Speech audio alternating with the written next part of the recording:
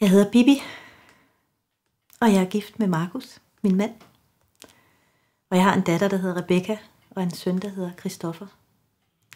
Og vi er en meget lykkelig familie.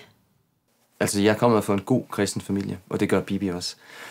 Og vi har jo altid passet vores kirke søndag formiddag og gået lørdagsskole. Det er i Gud, at vi er bundet sammen som familie. Det er vores tro. Det forhold, jeg har til Gud gennem Christoffer, det er et lys i mit liv. Jesus, min brudgom, min bedste ven, du viser mig altid, hvor jeg skal hen. Jeg ligger ved dit bryst så tæt, så tæt. Jeg drikker af din mælk, det gør mig så mæt. Jeg vil rigtig gerne være præst og dele salmebøger ud og kunne lave mine egne salmer. Det synes jeg er et godt mål for knægten. Altså, det er jo gode, sunde interesser. Rebecca vi har også et rigtig godt forhold til hinanden.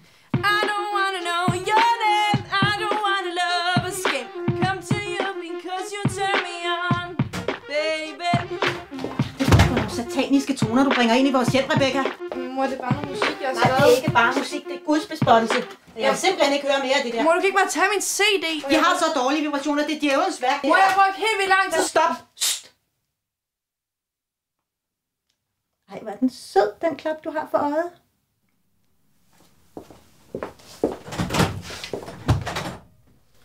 Jeg ved ikke, hvad jeg skal sige. Altså, Rebecca er jo straks noget andet. Der er brug for en lidt større indsats. Det kræver lidt en større indsats fra min side og fra Bibis side, for ligesom at holde hende til.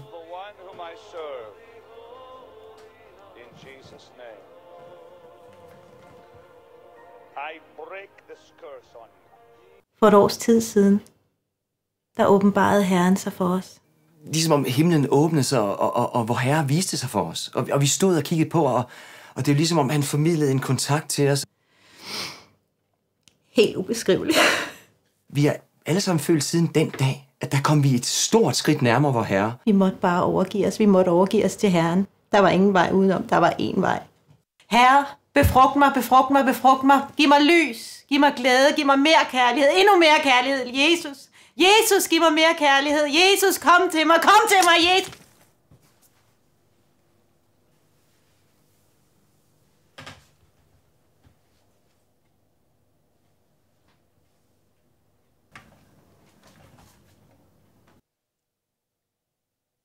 Nogle gange kommer Herren med små påmindelser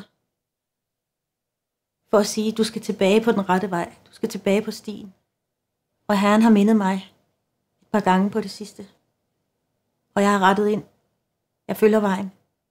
Det har været helt naturligt for mig, og det lå næsten i ordene, at efter den her oplevelse med vor Herre, der var det været tid. Vi skulle både ud og formidle budskabet og frelse folk, men vi skulle så sandelig også gøre klar til, at syndfloden kom. Der er mange vantro, der danner samfund med os. Og vi ønsker at de skal se Herrens lys. Så jeg har gået og bygget en båd nede ved havnen. Vi vil så gerne sprede Guds ord. Vi vil så gerne have, at de får oplevet den Guds kraft, som vi har fået. Men folk er ikke parate. Folk kan ikke tage imod lyset. Altså, de er virkelig hardcore kristne. Jeg ved ikke, hvad man skal sige. Jeg vil nok mere kalde mig behovskristen. Altså, hvis jeg har brug for Gud, så er han der for mig. Rebecca har set en dreng. Patrick, han... De er ikke glade for mig, det er de ikke. Og det kan jeg jo godt mærke, når jeg kommer ind hjem. Jeg får nogle onde blikke. Jeg håber som mor, at det er et venskab i Gud. Man kan tage lidt mere fat, end man kan ved de andre piger, men hun kan holde sig lidt mere.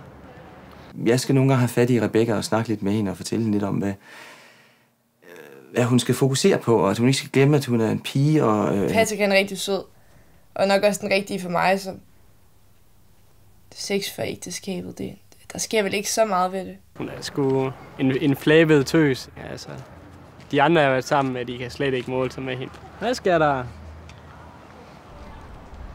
Rebecca er en meget livlig pige. Det er hun. Og hun er jo i den alder, hvor der sker en hel masse. Herre, tal til mig.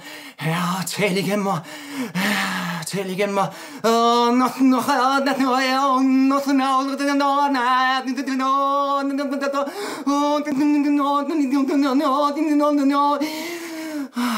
Ja. Ja, så prøv du, Christoffer.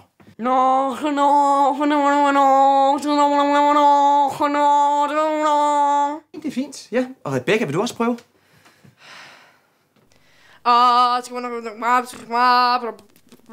Stop. Hvorfor siger du sådan noget? Prøv at tage nu sammen og gør det rigtigt, Rebecca. Kom, en gang til. Nej, jeg gider ikke prøve igen, far. Jo, kom så. Nej, jeg er fucking ligeglad med de unge tunge. Bare din mund. Herren lytter til os lige nu. Jamen, jeg er ligeglad. Jamen prøv, vil du ikke frelses? Nej, jeg vil ikke frelses. Jeg er fucking ligeglad, far. Jamen er du ligeglad med, hvad det er, Herren vil med os? Ja. Oh!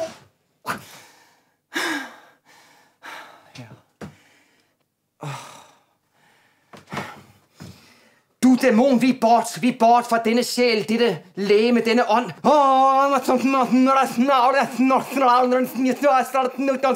Forsvind! Så kan du gå ud og hente Rebecca, så kan vi gå ind og komme i gang lige om lidt igen. Okay. Ja. Christoffer er jo meget stærk i troen. Og der er ingen tvivl. Det skal du endelig ikke være i tvivl om. Og derfor ser vi nogle gange, at Christoffer bliver ramt og bliver besat af en af de her dæmoner. Men der er vi klædt på. Og jeg har jo både lært via Herren, som har talt til mig, og som har lært mig, at med håndspålæggelse og tungetale, så kan vi få de dæmoner til at forsvinde som dug for solen. Jeg vil rigtig gerne ind i de unge tunger, fordi jeg føler, at så kommer jeg et skridt nærmere Gud.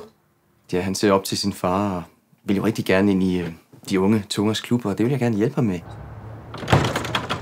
Kom nu, Christoffer. Kom nu, Christoffer.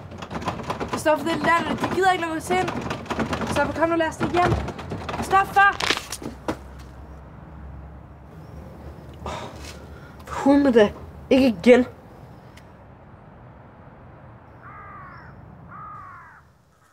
Vi underviser dem herhjemme. Det gør vi. Vi mener, det er det bedste. Og så har jeg så valgt, at vi dykker ned i et enkelt kapitel og gennemgår det til bunds. Og at børnene virkelig får mærket på deres egen krop, hvad Guds ord gør for mennesker. Det er 10 ude, Christoffer. Kom! Christoffer er en rigtig god knægt, en rigtig sund knægt, som lytter, og som tager tingene til sig, og som øver sig.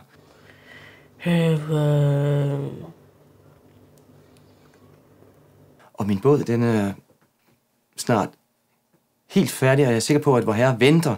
Syndefloden kommer snart, og så skal vi jo også være klar til Gud vil fjerne alle de sorte mennesker, der kun lever i skyggen.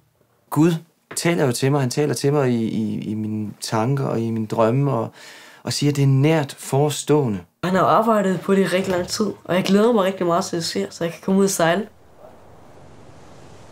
Ja, så er den blevet færdigmalet. Hvad siger I? Smukke farver, du har valgt. Ja, synes jeg også. Ja.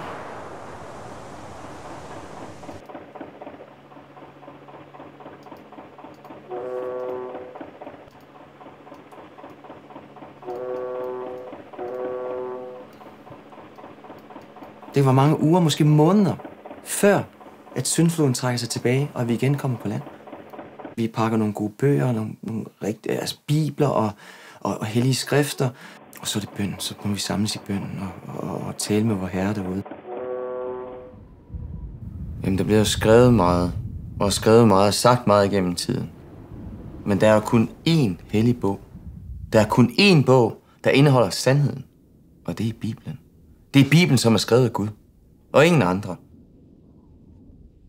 Hvis folk tager Bibelen op og læser i den, og læser grundigt i den, så ser de det samme tegn. Hvis folk beder til Gud, hvis folk spørger Gud, hvornår kommer den her syndflod? Den syndflod, du har lovet os, hvornår kommer den? Så får de svar. Det står i skrifterne. Lige fra første Mosebog.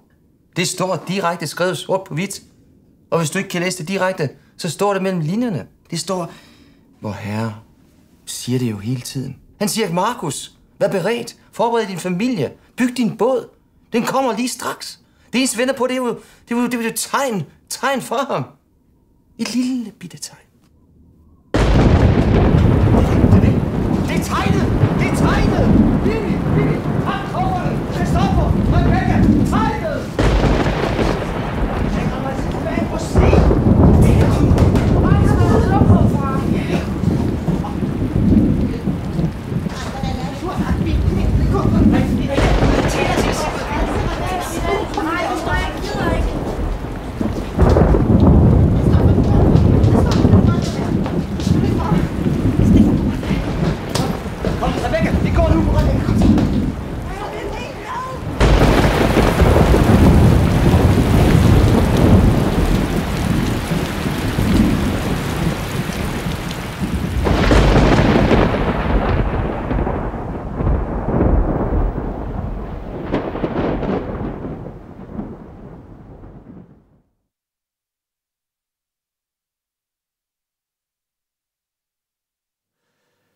Ja, der skete jo så alligevel ikke rigtig noget.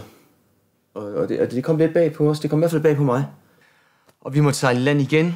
Og Rebecca var blevet så utilfreds. Det var ligesom, der farede en ond dæmon igennem hende. Og da vi kom på land, så sagde hun, nu vil hun... Ja, nu vil hun forlade os. Ja. Til København. Og læse. Christoffer er stadig med os og beder sammen med os. Og han har sine øjne stadigvæk. Han formidler med sine øjne og sit ansigt og sine hænder. Og han tror, og han beder mere, end han nogensinde har gjort før.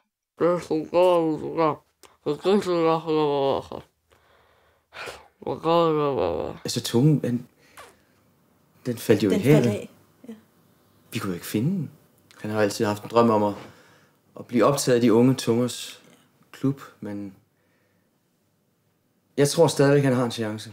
Hvis det ikke kan blive mere tydeligt, at Herren taler til os direkte igennem os. Britney Spears, der går i byen uden trusser. Altså bundløs. Hvad er det for noget? Det er da et tegn for vor Herre om, at nu er det slut. Det skal der skyldes ud i. Det siger vor Herre.